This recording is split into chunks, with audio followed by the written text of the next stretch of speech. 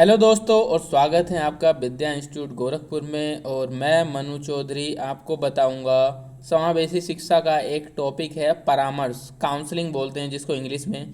तो परामर्श होता क्या है? परामर्श जैसे कि नाम से ही पता चलता है कि किसी से सलाह लेना, परामर्श लेना।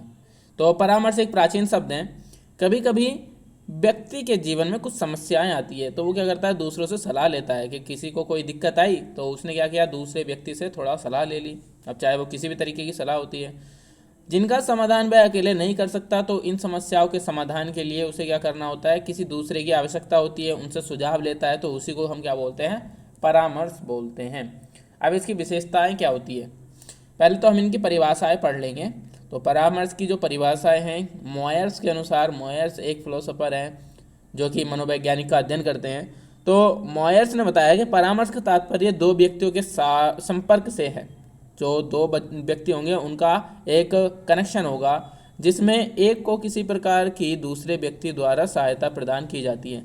तो एक व्यक्ति क्या होगा, दूसरे व्यक्ति की सहायता प्रदान करेगा या फिर दूसरे व्यक्ति की सहायता करेगा, और दूसरा व्यक्ति क्या होगा, पहले व्यक्ति से सहायता मांगेगा। तो वो चाहे वर्बल भी परामर्श होता है और नॉन वर्बल भी होता है, मतलब कि शाब्दिक भी हो सकता है, लिखित भी हो सकता है, शारीरिक भी हो सकता है, मानसिक भी हो सकता है। मान लिया किसी काम को नहीं करा जा रहा है तो हम क्या कहेंगे कि भाई साहब एक बार ये काम करके दिखा दो तो मैं बार बार इसको रिपीट कर लूँगा। तो ये तरीके का होता है परामर्श। या फिर देखो डॉक्टर जोयाल के अनुसार है, परामर्श एक प्रकार की राय देना है। तो किसी को राय देना, राय एक कीवर्ड है, जोयाल एक नाम है, इन दोनों को कोरिलेट कर लेना है। जब भी परामर्श की किसी एक राइटर के हिसाब से डेफिनेशन पूछी जाए तो जोयाल के अनुसार लिख देना है कि किसी को राय देना क्या होता है, एक परामर्श होता है अकॉर्डिंग टू द जोयाल। जहाँ व्यक्ति स्वयं निर्णय लेने में सक्षम नहीं होता, तो जहाँ वो खुद से डिसीजन नहीं ले पाता वहाँ पर किसी दूसरे का सजेशन लेता है। सपोज करो आपकी दो जगह जॉब लग गई, एक लग गई आपकी रेलवे में, एक लग गई आपकी टीचिंग में। तो आप किसी से सलाह लेंगे, मतलब कि अगर आपने खुद से डिसाइड कर रखा कि हाँ मुझे तो टीचिंग में जाना है, डजेंट मैटर कोई कुछ भी कहे कि चाहे उसमें सैलरी कम हो या फैसिलिटी कम हो, तो वो टीचिंग में चला जाएगा। लेकिन अगर आपको लगता है कि नहीं मुझे तो रेलवे में जाना चाहिए, तो आप रेलवे में चले जाओगे। लेकिन अगर दोनों में आप कन्फ्यूजन हो कि यार ये भी उतनी इंपॉर्टेंट है जितनी की ये, जितनी की टीचिंग है उतनी ही रेलवे है, तो दोनों में जब आपको कन्फ्यूजन होता है तो आप किसी ऐसे पर्सन से डिसीजन लेने के लिए सजेस्ट करते हैं जिसको थोड़ा अच्छी टाइप की नॉलेज हो, जो आपको फ्यूचर में बता सकता है कि किस में ज़्यादा प्रॉब्लम आएगी या कौन ज़्यादा ब्राइट फ्यूचर है किसी फील्ड में। अब बताइए, देखो इसकी विशेषता क्या होती है। परामर्श एक ऐसी व्यवहारगत प्रक्रिया है जिसमें कम से कम दो व्यक्ति, परामर्श लेने वाला तथा परामर्श देने वाला, दो व्यक्ति तो होते ही हैं। अब अकेला आदमी किसी को सलाह थोड़ा नहीं देगा, दीवारों के सामने खड़ा होकर सजेस्ट थोड़ा नहीं करेगा कि तुम अपना रंग काला कर लो, पीला कर लो। सेकंड नंबर है, इन दोनों व्यक्तियों के बीच मधुर संबंध होने चाहिए। अब देखो सलाह उसी को देगा जिससे आपके कनेक्शन क्या है, एकदम अच्छे हैं। क्या अब देखो दुश्मन से जाकर के, अगर मान लिया हम जाकर के पाकिस्तान से सजेशन लें कि भाई साहब हमें सलाह दो कि हम तुम्हारे सैनिकों को रोक सकें, तो क्या वो दे पाएगा? नहीं देगा। तो ऐसे व्यक्ति से सलाह मांगी जाती है जो आपका विश्वास पात्र हो, जिससे आपके संबंध अच्छे हो। परामर्श लेने वाले को ऐसी सुविधाएं मिलनी चाहिए कि वह अपनी समस्याओं को खुलकर परामर्श लेने वाले के सामने रख सकें। तो देखो वो क्या करें, मतलब कि किसी तरीके से एक तरीके बाउंडेशन नहीं रखे, जो भी रियलिटी है वो बताए, तभी परामर्श अच्छा मिल पाता है। परामर्श देने और लेने के लिए लगातार प्रत्यक्ष संपर्क में आना अति आवश्यक है। ये नहीं कि चिट्ठी खत लिख करके भेज रहे हैं। अरे भाई अगर आपको टाइम नहीं है फिर भी थोड़ा सा टाइम निकाल करके फेस टू फेस मिलो, और तब उनको अगर अपनी प्रॉब्लम बताओगे तब ज़्यादा उचित होता है। परामर्श की आवश्यकता क्यों पड़ती है भाई? तो पहला पॉइंट है, समस्या जो होती है उसकी पहले तो सॉर्ट आउट करना होगा, उसकी प्रॉब्लम को सॉल्व करना होगा, इसीलिए हमें परामर्श की आवश्यकता होती है। समस्या समाधान में सहायता हेतु, समस्या के समाधान में सहायता हेतु किसी भी कोई प्रॉब्लम होती है उसको सॉल्व करने की जब भी हमें ज़रूरत पड़ेगी तो हम किसी का सजेशन लेंगे। और ये क्या होता है, समस्या समाधान की योग्यता विकसित करने हेतु उसके अंदर ऐसी क्षमता का विकास कर देते हैं कि वो उस समस्याओं को सुलझ सके या सुलझा सकें। व्यक्तियों विद्यार्थियों की व्यक्तिगत समस्याओं के समाधान हेतु, या फिर विद्यार्थियों की शैक्षिक समस्याओं के समाधान हेतु, बीमारियों के निदान एवं उपचार हेतु, ये तो डॉक्टर करता है। और मानसिक अगर रोगी होता है तो उसका भी उपचार किया जाता है कि भाई सुबह सुबह उठ करके क्या करो, योगा करो, थोड़ा रेस लगाओ, फ्रेश ब्लड दिमाग में जाएगा तो अच्छे अच्छे थॉट आएंगे, निगेटिविटी कम आएगी। रूम पे पड़े पड़े रहोगे तो सेम ब्लड पूरे बॉडी में दौड़ रहा है तो क्या होगा, कुछ नहीं होगा। तरह तरह के निगेटिव थॉट आते हैं, तो थोड़ा सुबह शाम घूमना चाहिए और yoga must be do, yoga जरूर करना चाहिए। अब आता है हमारे पास परामर्श के प्रकार क्या होते हैं। संकटकालीन परामर्श, उपचारात्मक परामर्श और नैदानिक परामर्श और रचनात्मक परामर्श। तो 4 टाइप्स के हैं, चारों याद रखना। संकटकालीन परामर्श कैसा होता है, जब व्यक्ति या विद्यार्थी को किसी कार्य में गहरी असफलता मिली हो या कोई हादसा हो गया हो, तो वो बिना समय बर्बाद किए ही संकट की प्रकृति अथवा परिस्थितियों के अनुसार परामर्श प्रदान किया जाता है। तो अगर उसको अचानक से कोई ऐसी विपदा आ पड़ी हो या ऐसा कोई संकट आ चुका हो जिसमें उसे किसी दूसरे के सजेशन की आवश्यकता होती है, तो उसको होता है संकटकालीन परामर्श। नाम से ही पता चल रहा है, आराम से बना के लिख सकते हो और डेफिनेशन। और आता है संकट या आपदा के समय परामर्श लिया जाए या दिया जाए, वो संकट के कालीन ही होता। नैदानिक मतलब किसी समस्या का को पहले से ही, क्या लिख रखा है ये, नैदानिक मतलब उसको सॉल्व करना, एक तरीके से समस्या का निवारण करना नैदानिक होता है। और रचनात्मक तरीके से मतलब एक तरीके क्रिएटिविटी तरीके जिसमें रुचि हो। उपचारात्मक परामर्श क्या होता है, प्रॉब्लम सॉल्विंग काउंसलिंग। तो उपचारात्मक, कई बार विद्यार्थियों के सामने शिक्षणात्मक, व्यावसायिक या व्यक्तिगत समस्याएं आती हैं जिनके समाधान में अपने प्रयासों से उन्हें सफलता नहीं मिलती, लेकिन दूसरा आदमी अगर थोड़ा सा भी तुम्हें सजेशन देगा तो एकदम से उसको सफलता मिल जाती है। सपोज करो कि कोई भी एग्जाम्पल ले लेते हैं कि कोई बच्चा है, गाड़ी चलाना सीख रहा है, मोटरसाइकिल चलाना सीख रहा है, अपने आप से करेगा तो नहीं सीख पाएगा, क्योंकि उसको नहीं पता होता है कि एक्सीलेटर कहाँ है, गियर कहाँ है, ब्रेक कहाँ है, क्लच कहाँ है। लेकिन कोई व्यक्ति जो गाड़ी को अच्छे बखूबी चलाता है, तो वो अगर उसको परामर्श देगा 2-4 दिन या फिर 1 वीक या फिर 10 डेज, तो वो आराम से उसको सीख पाएगा, गाड़ी को चलाना सीख जाएगा। लेकिन अगर वो परामर्श भी ऐसे व्यक्ति से ले लेगा, तो ये डिपेंड करता है कि परामर्श हम किससे ले रहे हैं, तो आपकी समस्या किस हद तक अच्छे तरीके से सॉल्व होगी। नैदानिक परामर्श, नैदानिक परामर्श देखो ऊपर जो लिखा था वही अब चीज़ हम दोबारा रिपीट कर रहे हैं, ऊपर अच्छे समझ में नहीं आया था।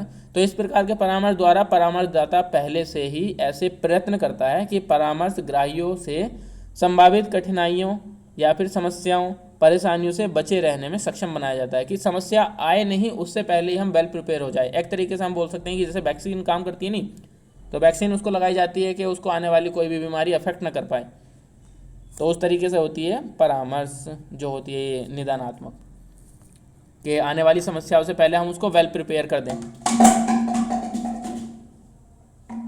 रचनात्मक परामर्श क्या होता है, इस प्रकार के परामर्श में विद्यार्थी को अपनी योग्यता, उसकी रचनात्मक तथा सृजनात्मक शक्तियों का पोषण एवं परख जो होती है, परख हेतु विशेष प्रकार की समस्या समस्त तथा समस्या, क्या लिख रखा है, समझ तथा सोच विकसित करने का प्रयत्न करता है। रचनात्मक परामर्श होता है ये। परामर्शदाता, परामर्शदाता जो परामर्श देता है, और परामर्शग्राही होता है जो परामर्श लेता है, जिसको किसी चीज़ की परामर्श की जरूरत होती है वो होता है परामर्शग्राही, और देने वाला होता है दाता। जैसे मैं बाइक का एग्जाम्पल बता रहा था, तो जिस आदमी ने पहले से ही बाइक सीख रखी है और वो उस व्यक्ति को सिखा रहा है जिसको बाइक चलानी नहीं आती, तो वो होता है परामर्शग्राही, और जिसको चलानी आती है वो बता रहा है, वो हो गया परामर्शदाता। इनकी गुण और विशेषताएं और देख लेते हैं। तो एक परामर्शदाता को धर्म के सार्वभौमिक सिद्धांतों का आदर करना चाहिए। एक परामर्शदाता का व्यवहार उच्च नैतिकता से युक्त होना चाहिए। परामर्शदाता का व्यवहार निष्पक्ष होना चाहिए, किसी के मतलब भेदभाव ना करे वो। और परामर्शदाता को समस्या के प्रति संवेदनशील होना चाहिए। ऐसा नहीं कि हल्के में ले ली कि हाँ होगी, मैं ऐसे छोटा मोटा उपचार बता दूँ, तो इस तरीके से नहीं, उसकी गंभीरता को समझना चाहिए। परामर्शदाता को सहनशीलता और धैर्यवान होना चाहिए। कभी कभी ऐसा होता है कि किसी की प्रॉब्लम थोड़ा डीप होती है, तो वो थोड़ा समय लेता है उसको एक्सप्लेन करने में, तो उनको थोड़ा धैर्यशील होना चाहिए जो परामर्श देने वाला है, और अच्छे से उसको समझ करके तभी उसका कोई सॉल्यूशन बताना चाहिए। परामर्श की विधियाँ होती है निर्देशात्मक और अनिर्देशात्मक समन्वित परामर्श। तो 3 टाइप्स की होती हैं। परामर्शदाता मैंने अभी बताया है, ये फिर दोबारा से रिपीट हो गया है, छोड़ो इसको। निर्देशात्मक परामर्श क्या होता है, इस प्रकार के परामर्श में परामर्शदाता द्वारा परामर्श लेने वाले को उसकी समस्याओं को सुलझाने, उसका विकास करने तथा व्यवहार में सुधार लाने जैसी बातों को लेकर क्या करना चाहिए, मतलब कि निर्देशात्मक, उसको एक तरीके से गाइडलाइन दिया जाता है कि तुम्हारे जीवन में समस्याएं ना आए, और अगर आए तो उनसे कैसे निपटना चाहिए, उस तरीके से उनको प्रिपेयर किया जाता है। इसका एग्जाम्पल आप समझते हैं, जैसे डॉक्टर द्वारा दिए गए परामर्श। तो डॉक्टर परामर्श सजेस्ट करता है कि अगर मान लिया किसी को पेन होता है तो उसको बोलते हैं कि हल्का खाना खाया करो, या फिर किसी को बुखार होता है तो उसको सजेस्ट करेगा कि दोबारा बुखार ना आए उससे पहले क्या करो तुम, कि गर्म पानी में नहाया करो, सर्दियों का मौसम है तो। या फिर और भी अलग अलग तरीके के करेगा कि अगर किसी को चोट लगी है तो बोलता है कि चावल ना खाना। तो इस तरीके के वो उपचार बताता है। अनिर्देशात्मक परामर्श क्या होता है? इस प्रकार के परामर्श में परामर्शदाता ऐसी परिस्थितियों तथा तकनीकों का प्रयोग करता है, जो परामर्श देने वाला है वो तरह तरह की टेक्नोलॉजी का यूज करता है, जिससे परामर्श लेने वाले को अपनी राह स्वयं चुनने, उस पर चलने और अपनी समस्याओं का निवारण में अधिक से अधिक आत्मनिर्भर हो सके। तो वो सेल्फ डिपेंडेंट बना देता है, जो अनिर्देशात्मक होता है। खुद से करके सीखता है, थोड़ा बहुत सजेशन मिल गया ठीक है, नहीं तो अपने आप से वो काम करता है। समन्वित, समन्वित क्या होता है? नाम से थोड़ा कन्फ्यूजन होगा, लेकिन इस चीज़ को समझ लो कि इस प्रकार का परामर्श क्या होता है जो समन्वित होता है। ग्राही जो परामर्श लेने वाला है उसकी आवश्यकता अनुसार परामर्श परिस्थिति के अनुसार परामर्श देते हैं। तो उसकी आवश्यकता अनुसार अकॉर्डिंग, मतलब कि उसको जितनी नीड है उतना ही देंगे, ये नहीं कि फालतू में उसको हम सोर्स दिए जा रहे हैं, उसको तरह तरह की चीज़ें बता रहे हैं। सिर्फ एक सटीक उसको सजेशन देना, यह किसी एक पर अर्थात परामर्शदाता केंद्रित या परामर्शग्राही पर निर्भर नहीं होता। मतलब कि ये जरूरी नहीं कि सारा डिपेंड होगा ये परामर्शग्राही पर या परामर्शदाता पर। इसमें दोनों की सहभागिता बराबर होती है कि दोनों मिलकर के एक निर्णय पर पहुंचते हैं, एक तरीके से एक रिजल्ट निकालते हैं। परामर्श में सहयोग देने वाली संस्थाएं कौन कौन सी है? मनोवैज्ञानिक शाला है उत्तर प्रदेश में, इसकी स्थापना हुई थी नरेंद्र देव समिति ने। ये क्वेश्चन आता है भाई, आया था हमारे टाइम पे भी आया था।